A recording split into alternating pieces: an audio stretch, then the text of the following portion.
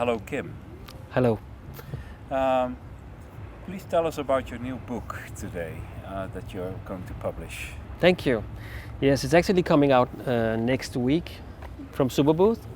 And so it's about vintage synthesizers, which is something a little bit new for us.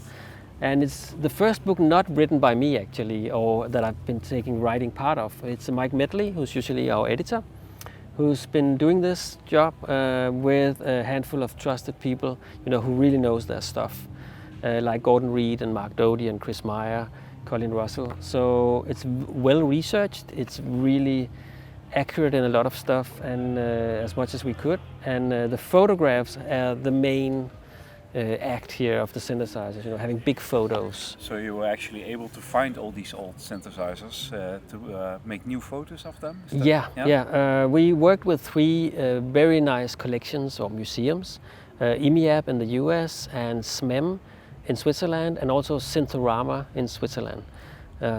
They all have really nice collections.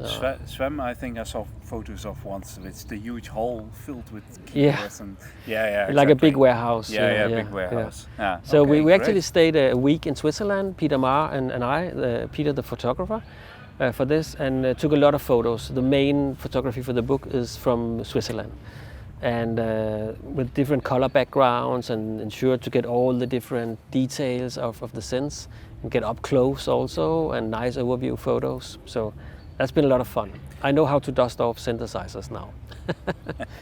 And did they all still work? Yeah, a lot of them really worked, especially at Synthorama, and also, but we didn't even have time to play them. That was it hurt a bit. But it was really a pleasure to be among such great machines, and so do what's this work. the focus on the book on? Is it on the operation of the synths, or how they sound, or what their history, or both? It's not actually how they sound or their operation, but obviously the photos will give you a really good idea of how they operate. But it's, how can you put it? It's a hand selected, it's very curated selection that represent a lot of historical touch points. But the common thing about all these is that we think they look really great, that they are beautiful, and some of them are rare, some are really known, obviously the Jupiter 8, the GX1, which is obviously known, and so some of them are famous, but maybe people haven't seen them in so much detail before. So that was the main purpose for me with this book, that we show people, up close, how do these synths actually look, and also really get up close. It's like having your own personal collection of these synths, and you can sit down and study them in detail. Some of these are very rare, but obviously most of them you might know.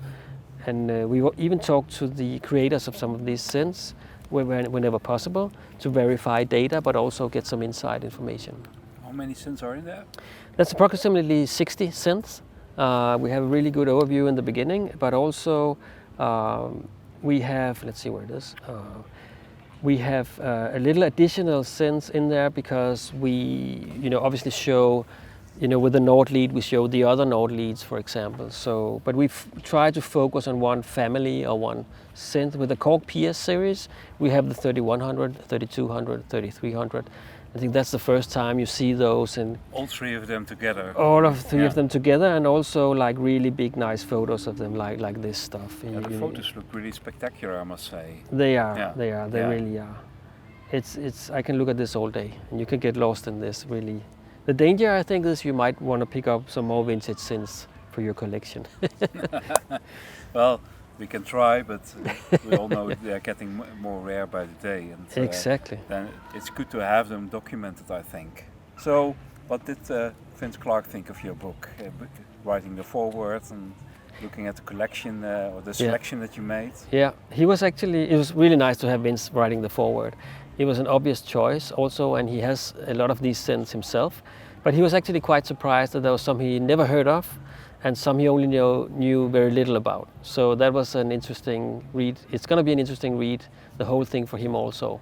Obviously the book wasn't totally finished when he did the foreword, but he saw a lot of the stuff. So I think it's a really interesting selection we have here, because as you also see, it's the number one. Yes. So there might be others, who knows? More gems to come. Yeah, as we find them and pick them up.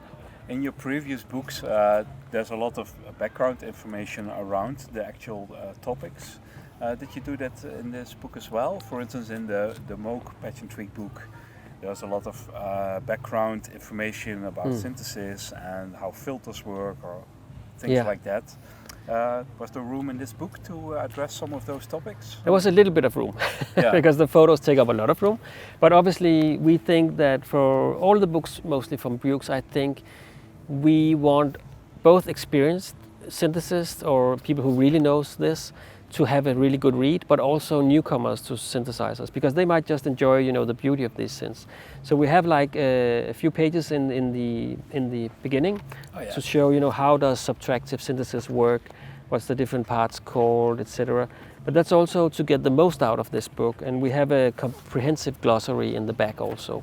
Great. To explain more. So I think if you know nothing about synthesizers and you come to this book, you can actually learn the basics and then get a lot into the history also, actually. Yeah, so the basics take you to the pages where you can see the photos and how these different manufacturers over time implemented the basic features. Yeah. Great. Yeah. When is it out, the book? It's not out until next week, but you can already take pre-orders on a lot of websites, on a lot of resellers on our own website. And so that's people are excited about this book. So this is just a soft cover version. It's gonna be hardcover like our other titles, obviously. Yeah, sure. So good quality paper and you know the binding and the little surprise in the spine and all that, which we care about. You can just buy it online at your website. You can buy it online on our resellers' websites and on our own website, and also the whole collection basically is available. Also in some physical shops, obviously. Well, thank you very much for your explanation, and good luck with your book. Thank you so much. You're welcome.